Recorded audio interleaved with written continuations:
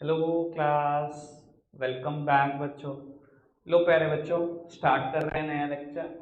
बाबू, कल जहाँ पर चर्चा छोड़कर गए थे बात वहीं से शुरू करेंगे, ठीक है ना। और बेटा अब थोड़ी सी हाई क्लास बातें करना शुरू कर देंगे, ठीक है जी। आज मेरा एक प्रैक्टिकल चैप्टर स्टार्ट हो जाएगा, ठीक है जी। क्या नंबर है चैप्टर का, क्या नाम है, वो सब बताऊंगा जब मैं शुरू कर रहा हूँ, बिल्कुल वहां पहुंच चुका हूँ, ठीक है जी। चलो जी, आप सब सामने देख रहे हैं। मैं एक छोटा सा कंसेप्ट बताना चाहता हूँ और उसमें भी कुछ एडवांस चीजें इंट्रोड्यूस कर दूंगा। तो वो कल मैं कैपिटल की बात पढ़ रहा था, जिसको मैं प्यार से बोल रहा था क्लोजिंग कैपिटल। मुझे ये कंसेप्ट रिवाइज कराना है, एक आध बच्चे की प्रॉब्लम है, और बेटा फिर इसमें ही कुछ एडवांस बात भी कर लूंगा थोड़ी सी। चलो जी प्यारे बच्चे, सब सामने देख रहे हैं। मुझे कोई बताएगा समझदार व्यक्ति की फाइनेंशियल ईयर क्या होता है?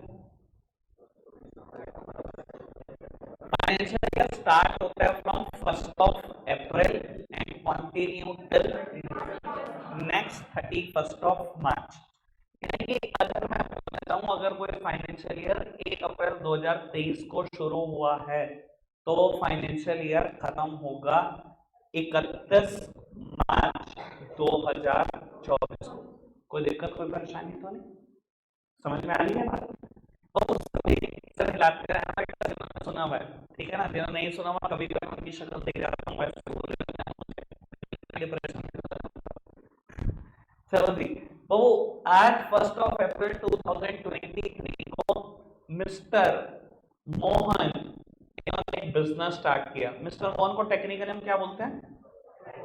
प्रोप्राइटर। मिस्टर मोहन ने एक बिजनेस स्टार्ट किया और बेटा कैपिटल कंट्रीब्यूट करी बिजनेस में, let suppose rupees 3 lakh. 3 lakh रुपए डालकर इन्होंने धंधा शुरू कर दिया, बिजनेस शुरू कर दिया। तो अभी बिजनेस 6 महीना ही चला था, 30 सितंबर ही आई थी कि मिस्टर मोहन को रियलाइज हो गया कि 3 लाख रुपए धंधे के लिए बहुत अमाउंट है। और इन्होंने क्या किया, कुछ और कैपिटल भी बिजनेस में डालने की सोची, और इन्होंने बेटा एडिशनल कैपिटल इंट्रोड्यूस कर दी बिजनेस में। और बेटा वो कैपिटल की अमाउंट है 2 लाख रुपए। बताओ मेरे प्यारे बच्चों, मिस्टर मोहन के बिजनेस में पैसे कितने लगे हुए हैं? 5 लाख। कैसे डिसाइड किया आपने? तो 3 लाख रुपए तो शुरू में ही लगा दिए थे और 2 लाख रुपए साल के बीच में भी लगा दिया। टोटल जो पैसे लगे हुए हैं मोहन के बिजनेस में वो बेटा 5 लाख रुपए। कोई दिक्कत परेशानी तो है?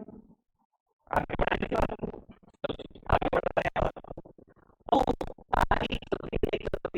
तो बेटा 3 महीने और बीत गए और 31 दिसंबर को कहीं ना कहीं मिस्टर मोहन के घर में इमरजेंसी हो जाती है और मिस्टर मोहन को पैसे की जरूरत पड़ती है। जब पैसे की जरूरत पड़ी तो मिस्टर मोहन ने देखा कि 1 रुपया नहीं पड़ रहा था, तो दुकान के 50,000 रुपए निकाला। हम बिजनेस से जो कुछ अमाउंट विड्रीव करते हैं for the personal use, technical भाषा में हम इसको बोलते हैं ड्राइंग्स। तो बेटा मिस्टर मोहन ने कुछ ड्राइंग्स भी कर दी बेटा बिजनेस से, और बिजनेस से बेटा 50,000 रुपए निकाल लिए।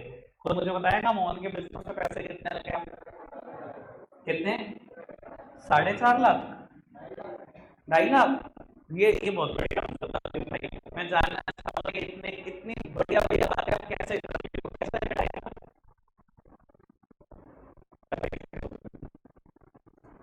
हाँ जी सर। देव भाई कितने? 4.5 लाख। मैं भी तो वही बोल रहा था, मैं भी इतनी बात नहीं बोल रहा था। तो 4.5 लाख आपने कैसे डिसाइड किया अनमोल भाई? 4.5 लाख लगी है कैसे? 3 लाख रुपए मोहन ने पहले लगाए थे, 2 लाख रुपए और लगा दिए। Total capital contributed in the business is 5 lakh, लेकिन उसने बेटा 50,000 रुपए निकाल दिए बिजनेस से। अब मोहन के जो पैसे बिजनेस में लगे हुए हैं वो 4,50,000 रुपए लगे हुए हैं। कोई दिक्कत, कोई परेशानी तो नहीं? आगे बढ़े बात को। बहु साल भर खत्म हो गया, फाइनेंशियल ईयर एंड हो गया 31 मार्च 2024 तक। अब बेटा अगर आपने पूरे साल भर में 12 महीने काम किया है तो बड़ा रेयर सिचुएशन सिचुएशन ये है कि बिजनेस में कोई प्रॉफिट नहीं हुआ, कोई लॉस नहीं हुआ, न्यूट्रल रह गए। बड़ा रेयर होगा ऐसा, बहुत रेयर। बिजनेस में दोनों में से एक पॉसिबल रिजल्ट आपको मिल जाएगा, या तो बिजनेस में होगा प्रॉफिट या बिजनेस में होगा लॉसेस, एक तो मिल ही जाएगा। ठीक है जी। और बेटा मान लो वही मिला जो आप सब उम्मीद करते हो, बिजनेस में इसको प्रॉफिट हो गया 1.5 लाख रुपए का। कल मैंने जाते जाते आपसे क्वेश्चन किया था कि मोहन के अब बता दो बिजनेस में पैसे कितने लगे हुए हैं, फटाफट बताओ कितने लगे हुए हैं बाबे, कितने लगे हुए हैं? कैसे डिसाइड किया हमने? 6 लाख रुपए लगे हुए हैं। तो 4.5 तक तो हम पहुंच चुके थे, यहाँ तक तो पहुंच चुके थे, लेकिन अभी 1.5 लाख रुपए मैंने प्रॉफिट मोहन को क्यों दे दिया, ये समझना। बेटा एक रूल कहता है जिसने बिजनेस चलाने का रिस्क लिया है, जो इंसान बिजनेस चलाने का रिस्क ले रहा है, मतलब जो प्रोप्राइटर है, उसने तो रिस्क लिया ना बिजनेस चलाने का, तो अगर प्रॉफिट हुआ तो वो भी प्रोप्राइटर का है, अगर लॉसेस हुए तो वो भी प्रोप्राइटर की ही है। मोहन ने तो रिस्क लिया बिजनेस चलाने का, बाबू रिस्क लेने का नाम ही तो प्रॉफिट। ठीक है ना, जो रिस्क लेता है वही तो कमाता है दुनिया में, वही कहानी है। तो अब क्योंकि मोहन ने रिस्क लिया था इसलिए प्रॉफिट भी उसको बिलोंग करता है, तो उसके बिजनेस में कैसे 4.5 लाख नहीं 6 लाख रुपए लगे। ठीक है, तो 6 लाख रुपए लगे हुए हैं किस डेट तक? 31 मार्च 2024 को 6 लाख रुपए लगे हुए हैं। ठीक है, और बहुत समझदार हो, फाइनेंशियल ईयर के आखिरी दिन जो कुछ कैपिटल लगी होती है उसको हम क्लोजिंग कैपिटल के नाम से जानते हैं। ठीक है जी, जो बच्चे नया, बेटा घबराओ नहीं, हम कोई बहुत आगे नहीं पहुंचे, पर बाबू एकदम से समझ नहीं आ सकता। ठीक है ना, मैंने पता नहीं कितने दिन मशक्कत किया बच्चों को यहाँ तक पहुंचाने के लिए। ठीक है ना, इसलिए आपने कोई टेंशन नहीं, जितना समझ आ रहा समझो, सब गेन कर रहे हो। ठीक है बाबू, फाइनेंशियल ईयर के आखिरी दिन जो कैपिटल लगी होती है उसको क्या बोलते हैं बेटा? Closing capital. क्योंकि ये क्लोजिंग डे पर लगी होती है, इसीलिए इसका नाम पड़ गया क्लोजिंग कैपिटल। कोई दिक्कत, कोई परेशानी तो समझ में आ रही है बात? और बाबू बहुत समझदार हो, मैंने और क्वेश्चन भी पूछ लिया था आपसे बेटा, 23-24 के लिए अगर चीज क्लोजिंग कैपिटल है तो वही चीज 2024 तक कैपिटल की होगी। और 2024 मेरा फाइनेंशियल ईयर खत्म हुआ है, आज बिजनेस में 6 लाख रुपए लगा हुआ छोड़ गया हूँ। ठीक है, आज 31 मार्च है 2024 की रात को 10 बजे मैंने दुकान पे ताला लगाया, मैंने देखा देखो तो सही था कि पैसे लगे हैं, ताला लगाया वापस सुबह ऊपर देखा आज देखा नया फाइनेंशियल ईयर शुरू हो रहा है। मैंने सुबह 10 बजे का शोरूम खोला, ताला खोला, तो मैंने यार धंधे में कितने पैसे लगे हुए हैं, तो यार कितने लगे हुए हैं, कुछ तो दम थोड़ी दिया है। तो अगर पिछले रात को भी बेटा 6 लाख लगे तो बेटा 6 लाख रुपए लगे होंगे, नए फाइनेंशियल ईयर के पहले दिन लगे होंगे बेटा ऐसे 6 लाख की, क्योंकि इसको हम ओपनिंग कैपिटल बोलते हैं।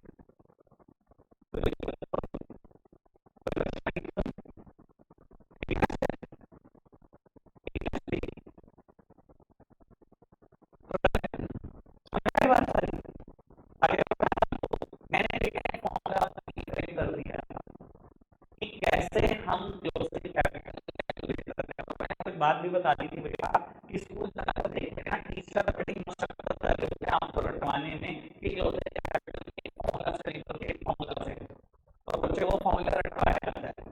बेटा मैंने ऐसी कभी कोई कोशिश नहीं की कि आपको मैं कोई फॉर्मूला रटवाऊं, पर आपने खुद ही क्या कर लिया। तो बेटा क्लोजिंग अगर मैंने कोई कैपिटल इंट्रोड्यूस की है उसमें मैं एडिशनल कैपिटल इंट्रोड्यूस और कैपिटल एडिशनल कैपिटल इंट्रोड्यूस और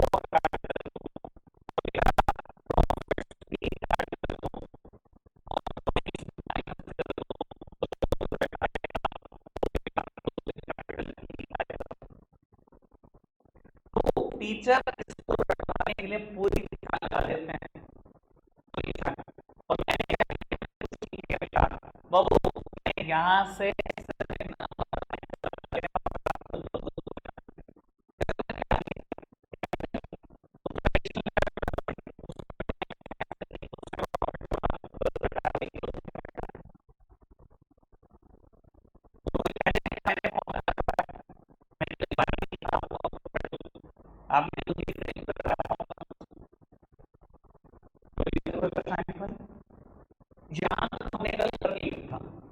ठीक है, ये सब रिलेशन था। अब मैं बात आगे की कर देता हूँ, मैं चाहता हूँ कि आगे की बात भी छेड़ लो बाबू। अगर ये प्रॉफिट नहीं 1.5 लाख रुपए का लॉस हो जाए, क्योंकि बेटा कुछ भी हो सकता है और अनएक्सपेक्टेड चीजें ज्यादा होती हैं। अगर ये 1.5 लाख का प्रॉफिट नहीं 1.5 लाख का लॉसेस हो जाए, अंश भाई अब बताओ मोहन की कैपिटल बिजनेस में कितनी लगी है? सिर्फ गैस ही करना है, मुझे नहीं पता आपको पता है कि नहीं। 3 लाख ऐसा बोल रहा है अंश की 3 लाख, मुझे नहीं पता ठीक है कि नहीं। शिवम क्या क्या तो कितनी लगी हुई है? 3 लाख सही बोल रहा है इंग्लिश? 3 लाख स्पर्श 3 लाख? कोई है 3 लाख के अलावा कोई और ऑप्शन? 3 लाख के अलावा सब बिल्कुल ठीक बात है। बिजनेस में कैपिटल कितनी लगी है? 3 लाख की। हमने कैसे करा भाई? 3 लाख लगाए थे, 2 और लगा दिए, 5 हो गए, 50,000 निकाल लिए, कितने हो गए? 4.5 लाख। बेटा लॉस हो गया। बिजनेस चलाने का रिस्क लेता है, बिजनेस चलाने का प्रॉफिट हो तो भी उसका, लेकिन अगर लॉसेस हो तो भी तेरे लगे तो 4.5 लाख, लेकिन 1.5 लाख का लॉस हो तेरे पैसे भी हो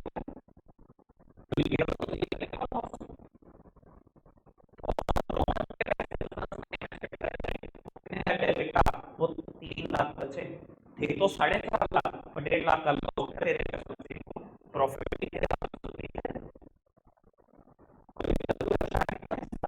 यानी कि अगर मुझे इस फॉर्मूला को सुधारना हो तो ऐसा लिख सकता हूँ कि अगर लॉसेस हुए तो माइनस कर देना,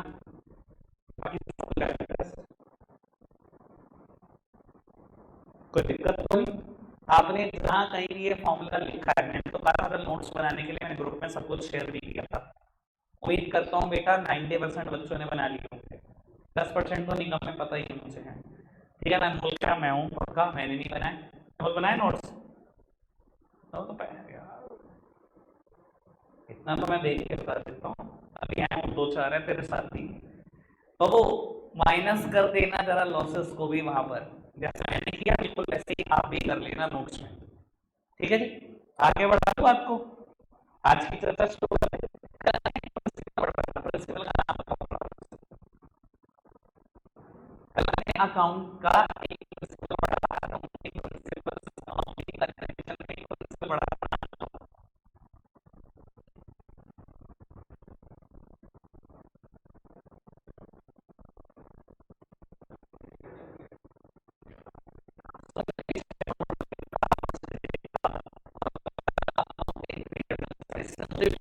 कितनी अच्छी पढ़ाई कर रहे हो, एक ही प्रिंसिपल पढ़ा भी मैंने कल सारे दिन। तो अकाउंटिंग पीरियड कंसेप्ट या बेटा उसका बेटा अकाउंटिंग पीरियड कंसेप्ट या periodicity will prepare for a specific period of time and that specific period is a financial year.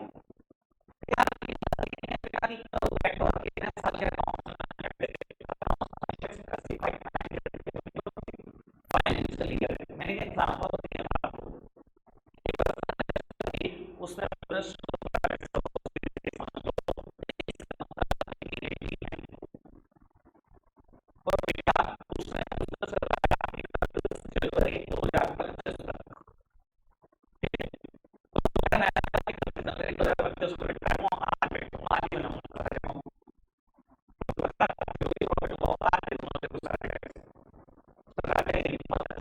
बढ़िया इंसान हूँ।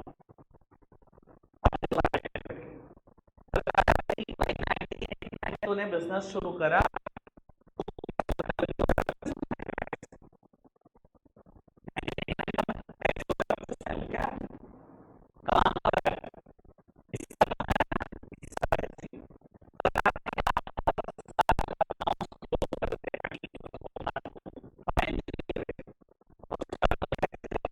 अगर खुद ब जब मैंने धंधा शुरू किया और जब तक धंधा किया उसके बाद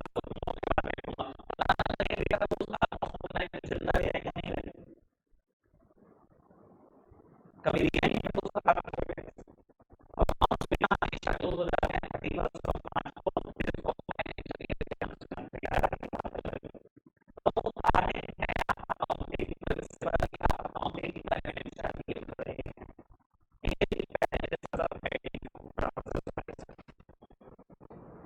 मैं लिख रहा हूँ प्रिंसिपल।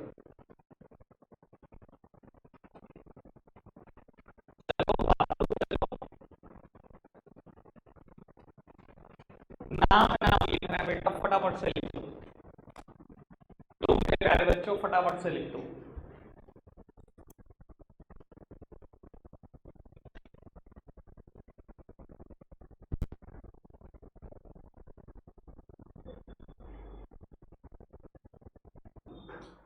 बाबू एक कंसेप्ट लिखा है हमने, एक अकाउंटिंग कन्वेंशन लिखा है। कंसेप्ट का नाम है बिजनेस एंटिटी कंसेप्ट। सब सामने देख रहे हैं प्यारे बच्चे और आराम से समझने की कोशिश करते हैं ये क्या है। मैं आपको बता देता हूं, खैर अभी आप इस चीज के लिए बहुत छोटे हो, पर अगर ये अकाउंटिंग प्रिंसिपल ना होता तो दुनिया में कोई अकाउंट्स बना ही नहीं सकता। मतलब इंपॉर्टेंस समझो आप इस प्रिंसिपल की। अगर ये ना होता ना, बाकी कोई भी अकाउंटिंग प्रिंसिपल ऐसा नहीं है जो आप कह दो कि ये ना होता तो अकाउंट्स ना बनते, पर मैं आपको इसके लिए बोल रहा हूं अगर ये ना होता कभी अकाउंट्स बनते ना। और ये बात आपको कुछ दिनों के बाद खुद ब खुद पता लग जाएगी। ठीक है जी, फिलहाल मैं इसके बारे में बताता हूँ ये क्या कहता है। ये बोलता है business will acquire a separate entity from that of a proprietor. सब सामने देखना बेटा प्लीज, मेरी तरफ। मैं किसी को नीचे ना देखो देखते हुए बेटा। ये नोट्स कुछ नहीं कर सकते, जो गाइड खड़ा सामने उसकी सुन लो बेटा। बाबू business will acquire a separate entity from that of businessman और यू में से proprietor। मतलब बाबू ऐसा माना जाता है अकाउंट्स में कि बिजनेस तो बिल्कुल अलग चीज है और प्रोपराइटर जिसने बिजनेस को स्टार्ट किया वो बिल्कुल अलग चीज है। In the eyes of law ऐसा माना गया कि प्रोपराइटर को बिल्कुल अलग मान लिया जाए और बिजनेस को बिल्कुल अलग मान लिया जाए।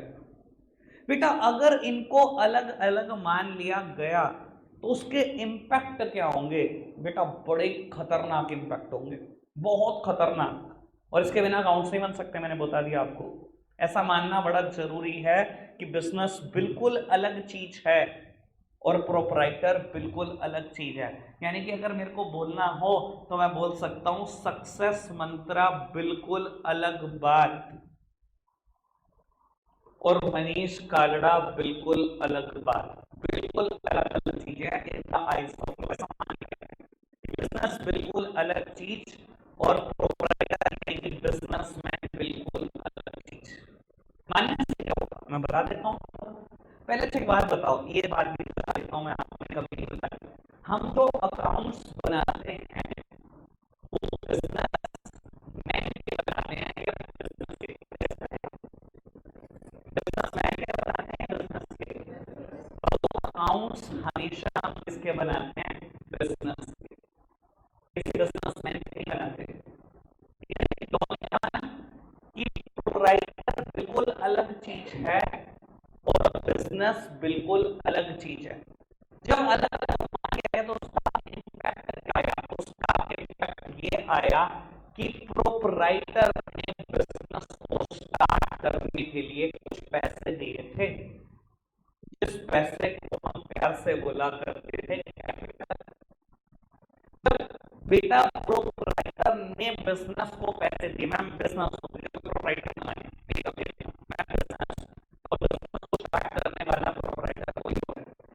बिजनेस को पैसे दिए 1 लाख रुपए कैपिटल बिजनेस स्टार्ट करने के लिए।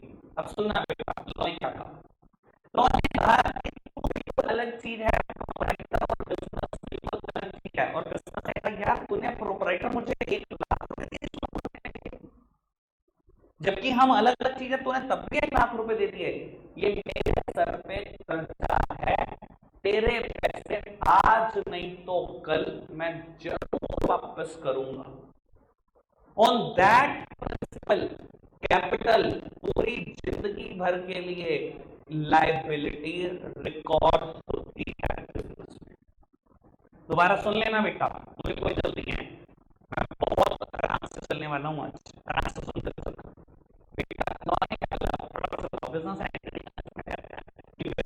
बिल्कुल अलग बात और बिजनेसमैन तो बिल्कुल अलग बात। तुम एक नहीं, तुम क्या हो, अलग अलग। ठीक है, मैं बनाता हूँ बिजनेस के या बिजनेसमैन के, बिजनेस के। मैं बिजनेस को सक्सेस मान रहा और वो कोई नहीं है जिसने बिजनेस स्टार्ट करने के लिए मुझे 1 लाख रुपए दिए, तो अलग चीज है। बिजनेस स्टार्ट करने के लिए मुझे 1 लाख रुपए दिए, मेरे सर पे कर्जा है, हम अलग अलग है ना, तो वापस कर दूंगा 1 लाख रुपए आज on that principle capital is always recorded as a liability। कोई दिक्कत कोई परेशानी तो नहीं, सिर्फ एक ही बात इस पूरे प्रिंसिपल में जो मुझे अभी बतानी थी मैंने बता दी, और कुछ भी नहीं। पक्का से नोट डाउन करना इस बात फटाफट से, नहीं क्लियर कर एग्जांपल एग्जांपल है सक्सेस मंत्र रीच कर रहा, मैं और करूंगा तो और कॉम्प्लिकेट होगा, आराम से समझ। अब वो बात बता, अगर ये दोनों को एक मान लिया जाता, अगर मनीष कालरा और सक्सेस मंत्रा को एक मान लिया जाता तो कोई अपने पैसे को कभी लायबिलिटी दिखाता? अगर ये दोनों एक होते कभी भी ना दिखाता। कानून ने कहा कि बिजनेसमैन अलग बात और बिजनेस बिल्कुल अलग बात, यानी कि सक्सेस मंत्रा बिल्कुल अलग चीज और मनीष कालरा बिल्कुल अलग चीज। मैं अकाउंट किसके बनाता हूँ, सक्सेस मंत्रा के या मनीष कालरा के? सक्सेस मंत्रा के। मैं सक्सेस मंत्रा के अकाउंट बना रहा था बैठा हुआ, मैं अकाउंट लेने शुरू है सक्सेस मंत्रा के, मैं लिखता हूँ सारे के सारे कर्जे मैं लोगों को वापस करने हैं, चलो आपने बिल्कुल ओके, मैं लिख दिया क्रेडिटर, आपने बिल्कुल ओके कर्जा है, मैं लिखा आउटस्टैंडिंग एक्सपेंस, आपने बिल्कुल ओके कर्जा है, लिख दिया कैपिटल, आपने पूछा ये कैपिटल कर्जा कैसे, मैंने क्लियर करने की कोशिश करी। मैंने कहा कानून में सक्सेस मंत्रा को और मनीष कालरा को अलग माना है, और मनीष कालरा ने धंधा शुरू करने के लिए सक्सेस मंत्रा को 1 लाख रुपए दिए हैं, हम दोनों अलग अलग हैं। In the eyes of law, business will acquire a separate entity from that of businessman। और बिजनेसमैन की एंटिटी सेपरेट है। जब मनीष कालरा ने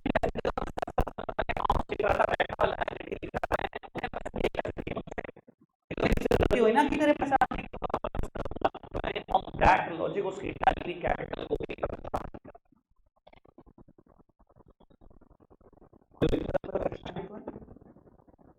अब समझ में आएगा, नोट कर लेना और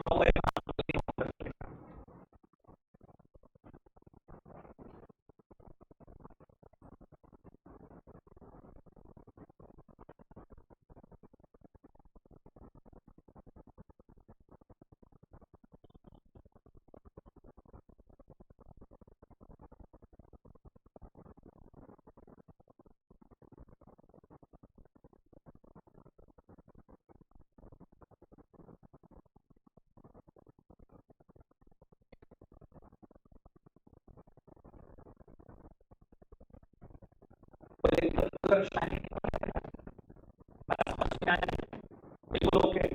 तो थोड़ा सा एनर्जी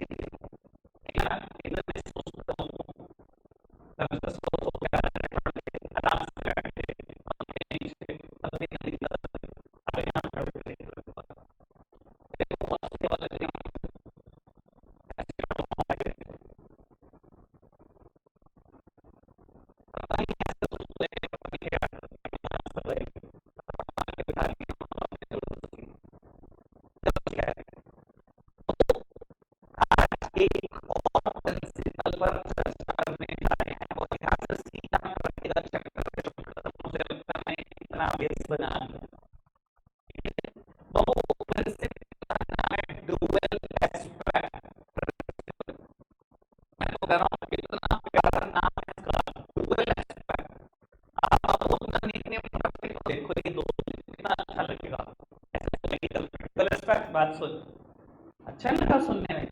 वो प्रिंसिपल का नाम है डुअल एस्पेक्ट। दो इम्पैक्ट,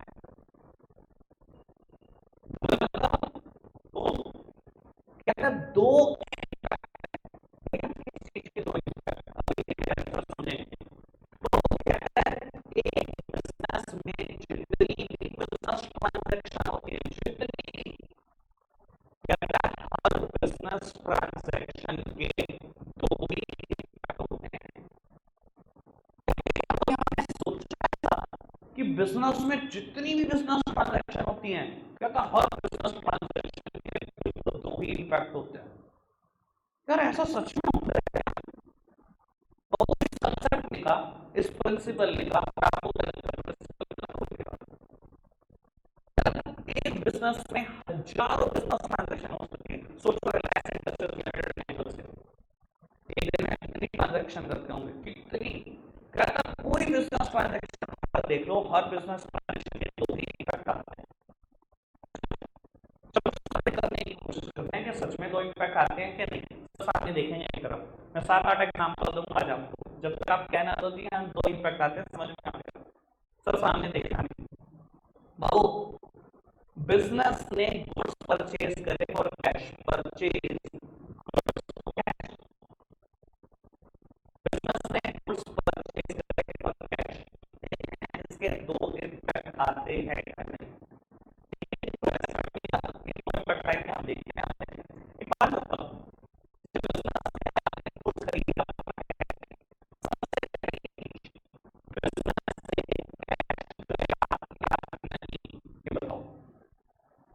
जब गुड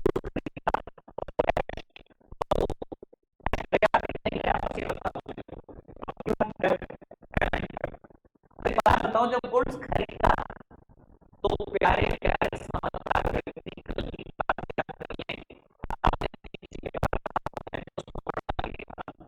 आपने सीख सीख के कहा था जी इतने लैपटॉप का स्टॉक हो गया, उतने लैपटॉप का हो गया, आपको नहीं लगता परचेज से स्टॉक बढ़ जाता है? कल आप ही बोल रहे थे, भूल मत जाना।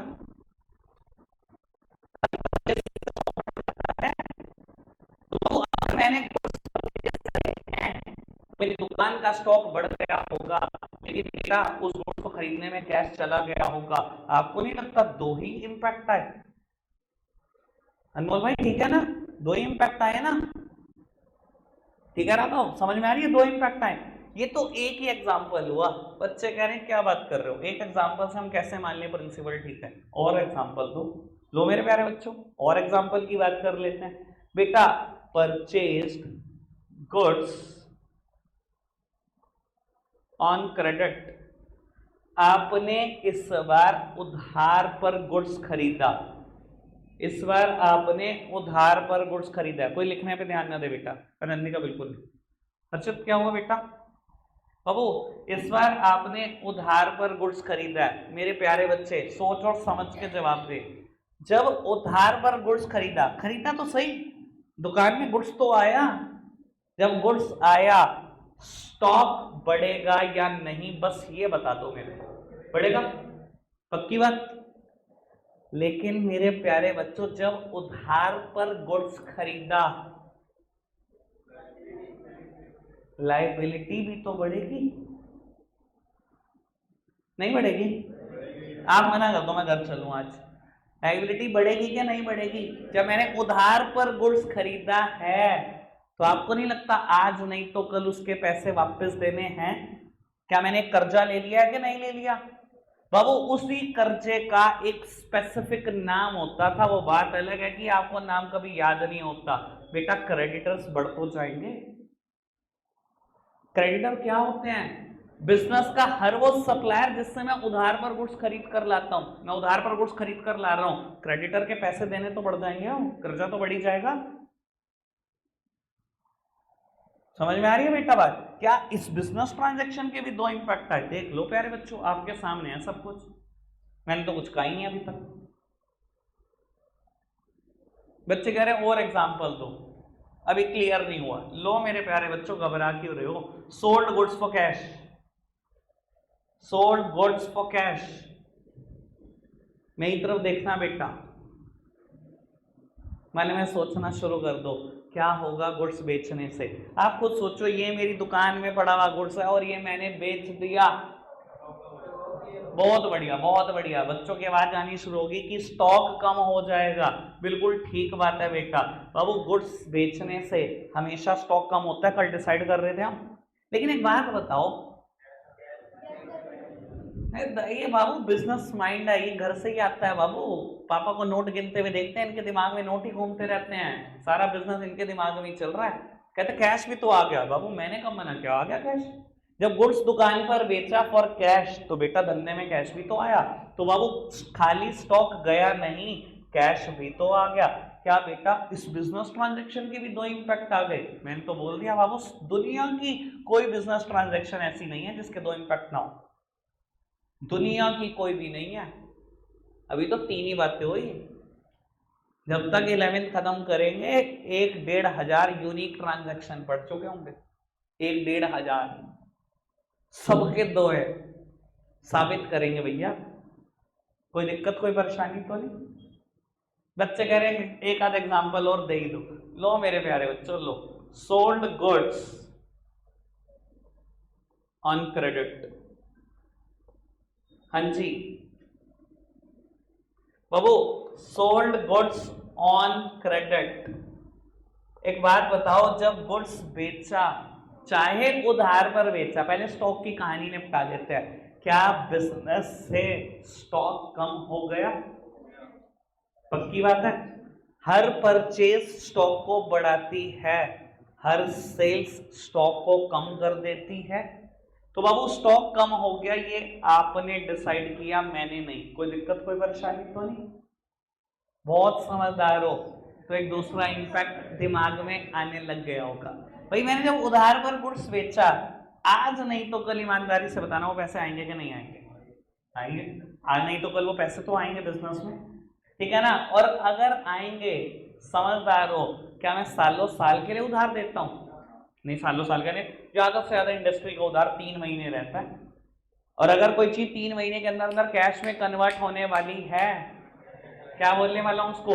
Current assets. और अगर बड़े ज्यादा दिमाग रख रहे हो तो आपको एक स्पेसिफिक नाम भी ध्यान होगा बाबू, मेरे बिजनेस के डेटर बढ़ जाएंगे जो कि एक करंट एसेट्स। याद आ रही है बात बेटा? कोई दिक्कत कोई परेशानी तो नहीं। अगर मैंने 50,000 का सामान उधार पर बेचा, ठीक है 50,000 का स्टॉक कम हो गया, लेकिन बिजनेस में 50,000 के डेटर भी आ गए जो अगले 3 महीने के अंदर अंदर मुझे पैसा दे देंगे। क्या मैंने 4 एग्जाम्पल दे दिया आपको? क्या कुछ बुद्धि में गया कि हर बिजनेस ट्रांजैक्शन के 2 इंपैक्ट होते हैं? क्या दुनिया की हर बिजनेस ट्रांजैक्शन के 2 इंपैक्ट होते हैं? हर बिजनेस ट्रांजैक्शन। आगे बढ़ाएं बात को। डुअल एस्पेक्ट अभी खत्म नहीं हुआ, डुअल एस्पेक्ट ठीक ठाक बढ़ा, आगे बढ़ा रहा हूं बेटा बात को। बाबू डुअल एस्पेक्ट एक और बात भी कहता है, बढ़ते चलो, बहुत बड़ी बातें करता है डुअल एस्पेक्ट। बेटा डुअल एस्पेक्ट एक बड़ी खतरनाक बात कर देता है। ये बात मैं सिर्फ लिखूंगा, अभी समझा नहीं पाऊंगा। जब इसका समझाने की जरूरत पड़ेगी तभी समझाऊंगा, अभी मैं समझा नहीं रहा हूं, बस लिख रहा हूं। डुअल एस्पेक्ट एक बड़ी खतरनाक बात करता है कि बिजनेस में जितने डेबिट होते हैं उसके बिल्कुल इक्वलेंट अमाउंट के क्रेडिट होते हैं। अभी ना आपको डेबिट पता ना क्रेडिट पता, इसलिए मैं कुछ समझा ही नहीं रहा, मैंने लिखा और छोड़ दिया। ठीक है जी, आप भी लिखना और छोड़ देना, आगे बढ़ो। अब ये बात आपको समझ में आ जाएगी। खाली डुअल एस्पेक्ट यहां नहीं रुकता। सबसे पहली बात इसने बोली कि हर बिजनेस ट्रांजैक्शन के 2 इंपैक्ट होते हैं।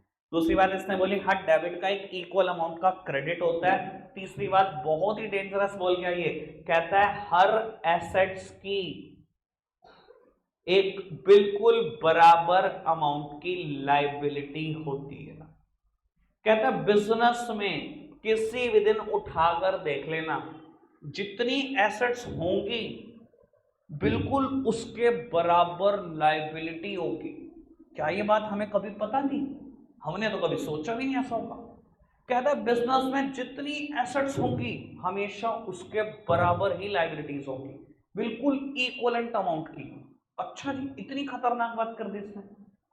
क्या ये सच में होता है? बेटा बिल्कुल सच में होता है। जितनी एसेट्स होती हैं उतनी ही लाइबिलिटीज होती है।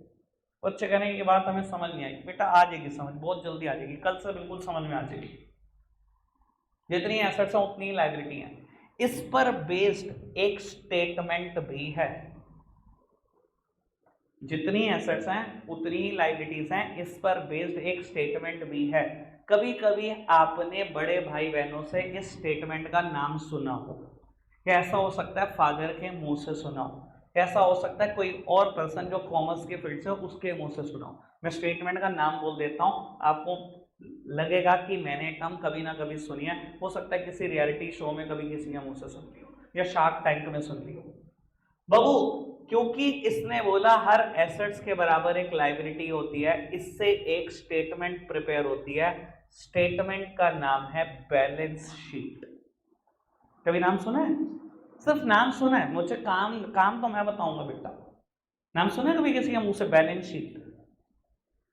पता है इसका नाम क्या है? Balance sheet. It is always balanced, हमेशा बैलेंस्ड होती है। मतलब बाबू बैलेंस शीट देखने में कैसी होती है, पहले मैं समझाने की कोशिश करता हूं। बाबू किसी भी बिजनेस की बैलेंस शीट में ना टोटल 4 कॉलम होते हैं, पर इनिशियली जब आप बनाते हो तो इसको हम बोलते हैं कि दिखने में ना टी शेप होती है। दिखाई दे रहा टी शेप? दिखाई दे रहा टी शेप? टोटल कितने कॉलम बताए मैंने? टोटल मेरे प्यारे बच्चों 4 कॉलम होते हैं, ठीक है ना। फर्स्ट और थर्ड कॉलम की लेंथ लगभग बराबर और सेकंड और फोर्थ कॉलम की लेंथ सबसे लगभग बिल्कुल बराबर। कैसे होती है सुन लो। पहले कॉलम की लेंथ थोड़ी ज्यादा रखनी है, यहां पर हम लिखते हैं लायबिलिटीज। दूसरे कॉलम में हम लिखते हैं अमाउंट्स। तीसरे कॉलम की लेंथ बिल्कुल फर्स्ट कॉलम के बराबर एसेट्स, और फिर फोर्थ कॉलम में लिखते हैं हम अमाउंट्स। अब बच्चे सोच रहे होंगे क्या जब ये हम बनाएंगे क्या ये नाप के बनाए एसेट्स और लायबिलिटी बिल्कुल बराबर? नहीं बेटा, अंदाजे से बनाते ना, लगभग बराबर होनी चाहिए। और मैं फ्री हैंड बना रहा हूं, आपको स्केल से ही बनानी है हमेशा, ठीक है जी। बाबू A4 साइज की एक नोटबुक हमें चाहिए अकाउंट्स करने के लिए, बड़ी नोटबुक A4 साइज का पेपर होना चाहिए। और बाबू कल से स्केल सबके पास होना चाहिए, बड़ा स्केल, ठीक है जी।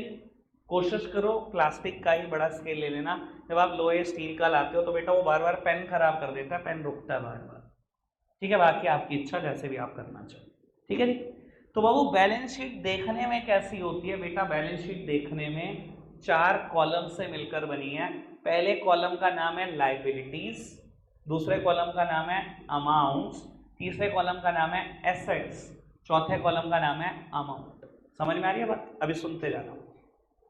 जब भी हम बैलेंस शीट बनाते हैं तो क्या लिखते हैं?